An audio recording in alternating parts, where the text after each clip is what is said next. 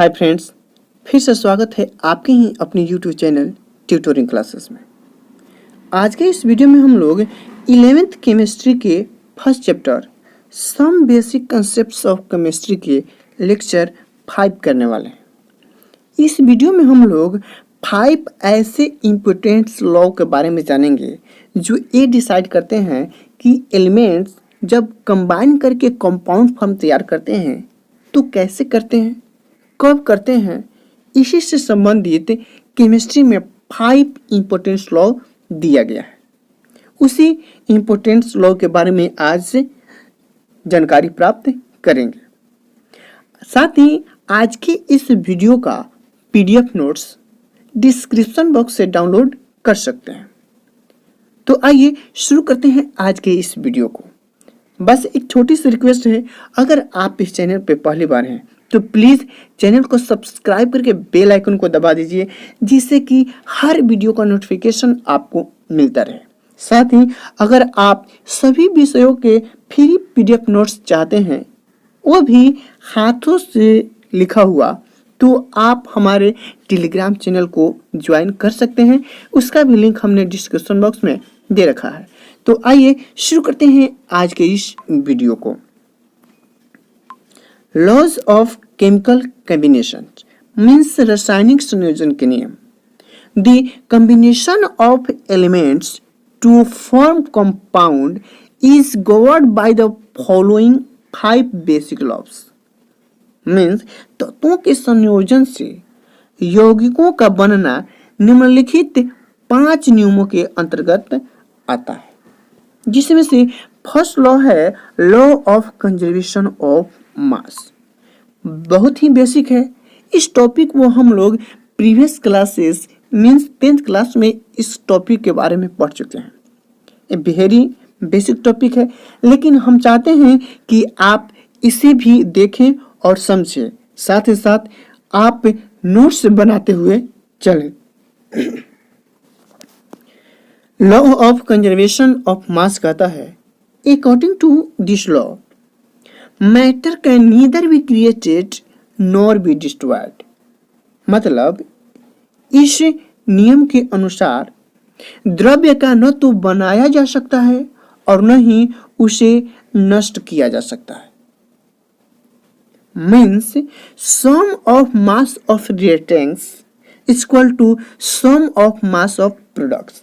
मतलब अभिकारक का कुल द्रव्यमान उत्पाद के कुल द्रव्यमान के बराबर होता है। अब ये अभिकारक और उत्पाद क्या होते हैं?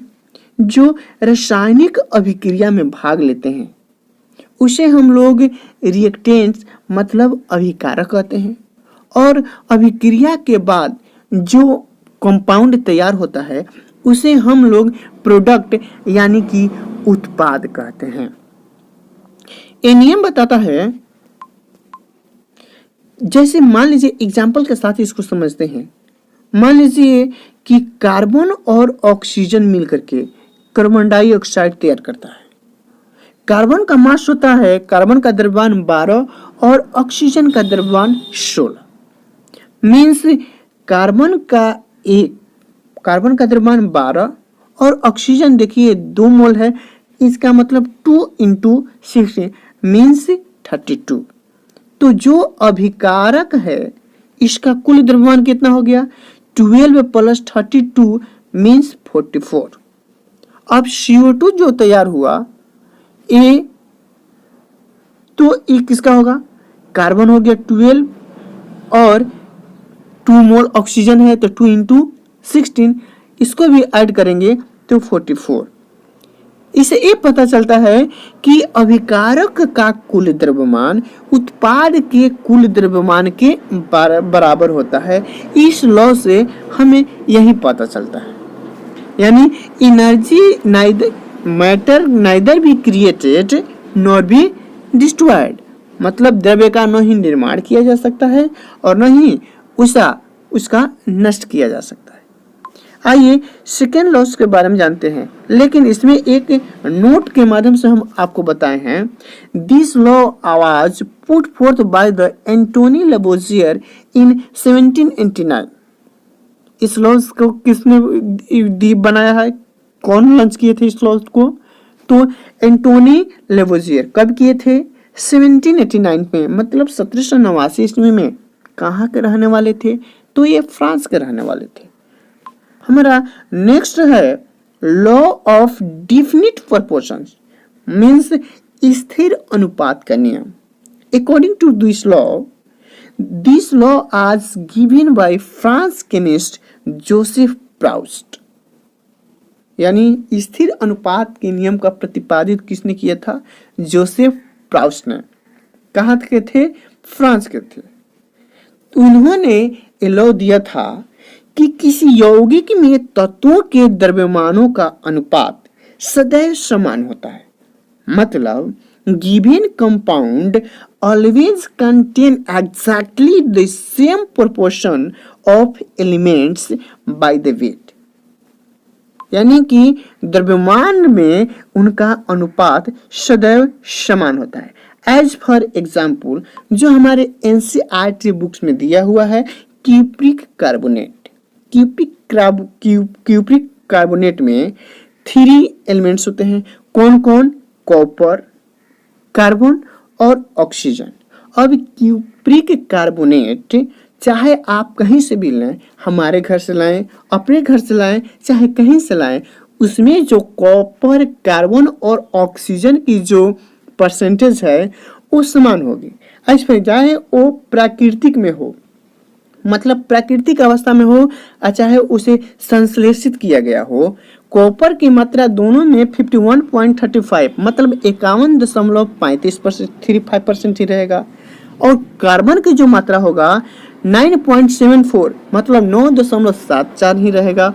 और ऑक्सीजन का जो परसेंटेज है वो 38.91 ही रहेगा। चलिए एक और एग्जांपल ले लेते हैं। चाहे आप नल का जल ले आए, चाहे वो बारिश का हो, चाहे वो समुद्र का जल हो, कहीं का भी जल हो, उसमें जो हाइड्रोजन और ऑक्सीजन की जो मात्रा होगा वो कितना होगा?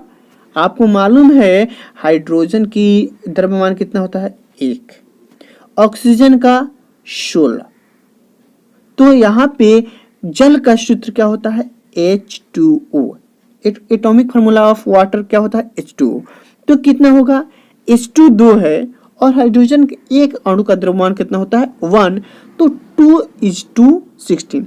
इसको सिंपलेस्ट फॉर्म में लेंगे तो 2 1 जा 2, 2 8 जा 16, यानी 1:8। चाहे वो कहीं का भी वाटर हो, अमेरिका का, ब्रिटेन का हो, कहीं का हो, उसके जो कंपाउंड का रेशियो होगा, एलिमेंट्स का जो रेशियो होगा, वह 1:8 के ही फॉर्म में ही रहेगा। ये हमारा स्थिर अनुपात का नियम बताता है। अब sometimes always referred as a law of definite composition, मतलब कभी कभी इसे निश्चित संगठन का नियम भी कहा जाता है। अब निश्चित संगठन के नियम किसे कहा जाता है? आपको एग्जाम में पूछे तो कंफ्यूज नहीं होना है। स्थिर अनुपात के नियम को हम लोग निश्चित संगठन का नियम भी कहते हैं। आइए अगले हम लोग लॉज के बारे में पढ़ते हैं। अगला लॉज है गुणित अनुपात के नियम। जैसे है a view of examination very very important है बाबू। इसका डिफिनेशन थोड़ा सा पेचीदा है, लेकिन एग्जाम्पल के माध्यम से समझेंगे, बहुत आसान तरीके से हम लोग इसे समझेंगे। अकॉर्डिंग टू दिस लॉ, सबसे पहले जानते हैं इसको दिया कौन थे? डाल्टन साहब ने दिया था। कब दिया था? 1803 ईस्वी में।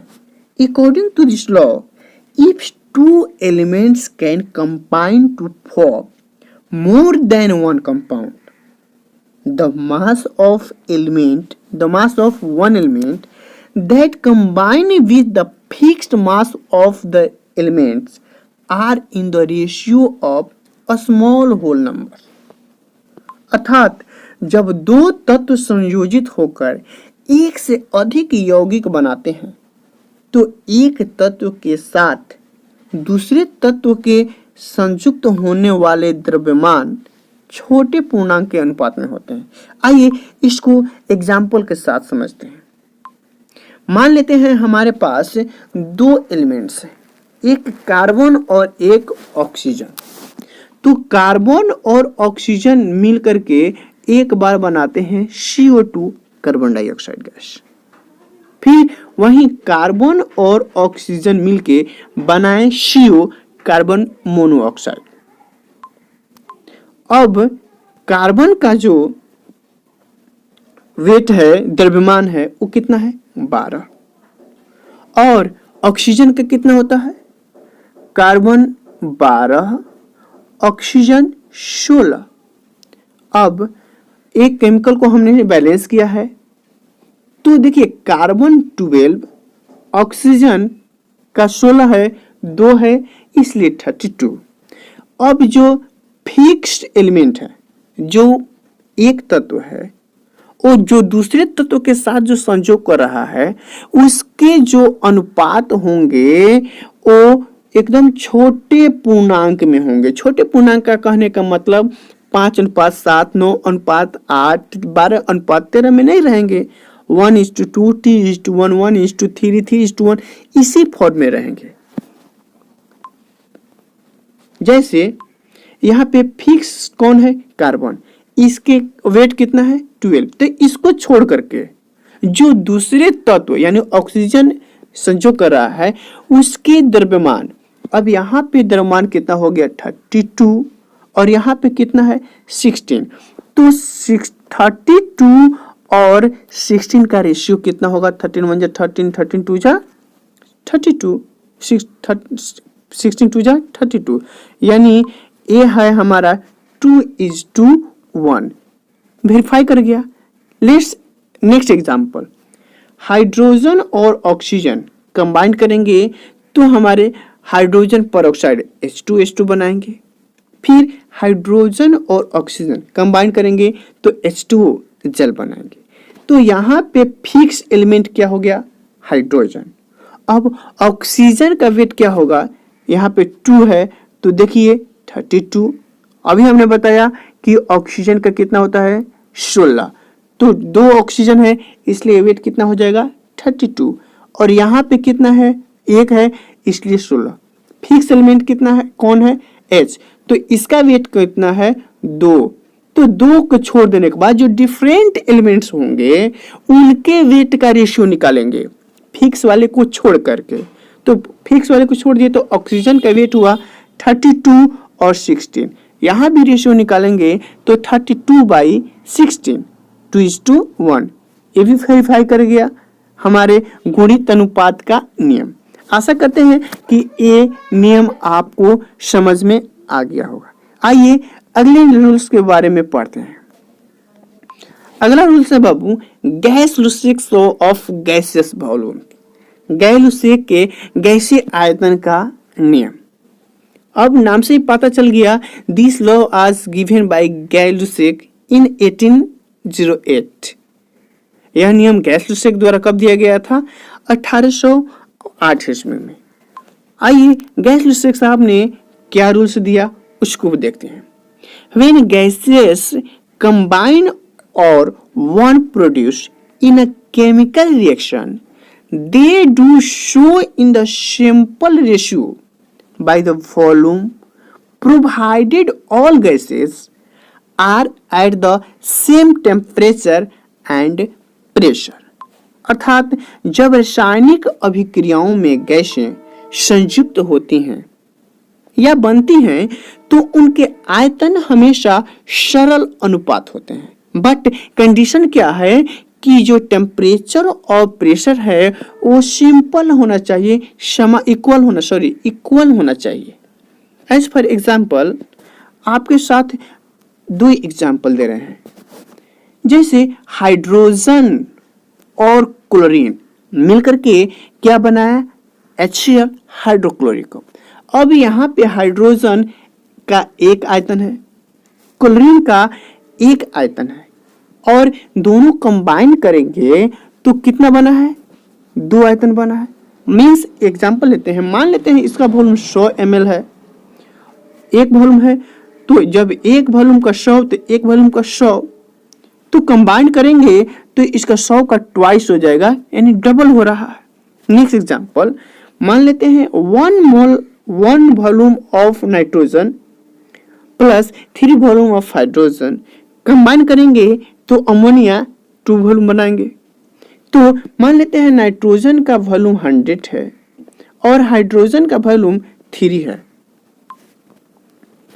तो 1 और 3 मिलके 2 वॉल्यूम बना रहे हैं, तो जो हमारा वॉल्यूम होगा वो भी इसी के रेशियो में कैरी करेगा। जैसे 1 वॉल्यूम को मान लेते हैं 100, तो 3 वॉल्यूम का कितना हो जाएगा 300, और 1 और 3 मिलकर 2 वॉल्यूम बनाते हैं, यानी 200 हो जाएगा इसका वॉल्यूम। यही कहते हैं हमारे गैस लुसेक साहब। आइए अगले लॉज के बारे में पढ़ते हैं। अगला लॉज है अवोगाड्रो लॉज, अवोगाड्रो का नियम। इन्होंने 1811 में एक लॉ दिया कि समान ताप और दाब पर गैस के आयतनों में अणुओं की जो संख्या होती है वो समान होती है। Means equal volumes of all gases at the same temperature and pressure should contain equal number of molecules. चलिए एग्जाम्पल के साथ समझते हैं। मान लेते हैं हमारे पास 3 कंटेनर है, जिसमें एक में डालते हैं हाइड्रोजन और एक में डालते हैं ऑक्सीजन और एक और पात्र ले लेते हैं जिसमें डालते हैं हम लोग, इसमें डालते हैं हम लोग नाइट्रोजन। अब समान टेम्परेचर एंड प्रेशर मान लेते हैं, इसका टेम्परेचर भी T, इसका भी टेम्परेचर T, इसका भी टेम्परेचर T, इसका भी प्रेशर P। अब 100 ml मान लेते हैं इसमें गैस डालते हैं ऑक्सीजन। अब जब इसको भी हम इसमें कैरी करेंगे तो इसका भी वॉल्यूम 100 हो जाएगा, because gases has no definite shape and size. गैसों के अपना आकार और आयतन निश्चित नहीं होता है, जिस भी पात्र में डाला जाए उसी पात्र का हो जाते हैं, उसी का आकार ले लेते हैं। तो मान लीजिए कि इस कंटेनर में जो गैसेस हम इसमें डालेंगे तो उसका भी डिफिनिट हो जाएगा कि वॉल्यूम कितना हो जाएगा 100 हो जाएगा। तो जो वॉल्यूम इसका है 100 ml है, उतना ही वॉल्यूम इस ऑक्सीजन का भी होगा। मान लेते हैं इस गैसेस में molecules, number of molecules x हैं, तो सेम वे ऑक्सीजन का भी मॉलिक्यूल्स कितना हो जाएगा x मॉलिक्यूल से होगा। कब STP यानी सिंपल टेम्परेचर प्रेशर पर, सामान्य ताप दाब पे गैसों के अणुओं की संख्या क्या होती है समान होती है। ये हमारा रूल्स दिया है, एवोगाड्रो साहब ने बताया है कि समान ताप और दाब पर गैसों में अणुओं की संख्या क्या होती है समान होती है। आपको यह वीडियो कैसा लगा हमें कमेंट करके जरूर बताइएगा, और साथ ही अगर किसी भी प्रकार का दिक्कत या परेशानी हो तो हमें कमेंट करके जरूर बताइए। धन्यवाद।